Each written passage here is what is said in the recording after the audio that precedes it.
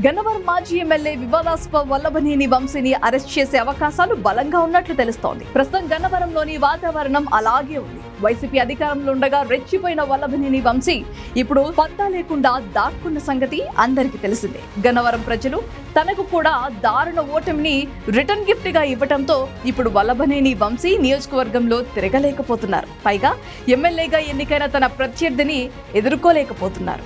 YCP హయాంలో గన్నవరం ఎమ్మెల్యేగా వల్లభనేని వంశీ ఉన్నప్పుడు ఏ రకంగా రెచ్చిపోయారో అందరికీ తెలిసిందే. కృష్ణా జిల్లాలోని గన్నవరంలో ఉన్న టీడీపీ ఆఫీసులపై వల్లభనేని వంశీ దాడి చేయించారు. నిజానికి టీడీపీ టికెట్ గెలిచిన వల్లభనేని వంశీ పార్టీ ఫిరాయించి తనకు అవకాశం ఇచ్చిన చంద్రబాబు పైనే కర్కశంగా వ్యవహరించారు.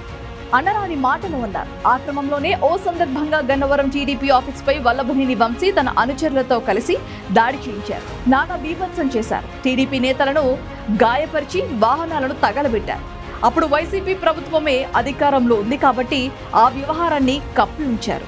ఇప్పుడు కూటమి ప్రభుత్వం అధికారంలోకి రావడంతో ఆ దాడి కేసును పోలీసులు తెరపైకి తెచ్చారు. విచారణలో పోలీసులు వేగం పెంచారు. టీడీపీ ఆఫీస్ పై దాడి చేసిన పలువురిని అరెస్ట్ చేసి రిమాండ్ కు కూడా తరలించారు.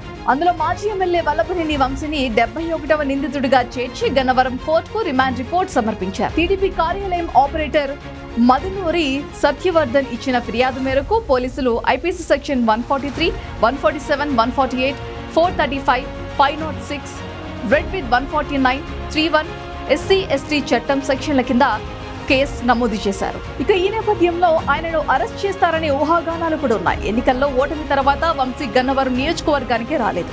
గత నెల 7న విజయవాడలోని నివాసానికి వచ్చిన సమయంలో టీడీపీ శ్రేణులు వెంటబడి మరీ తరిమారు.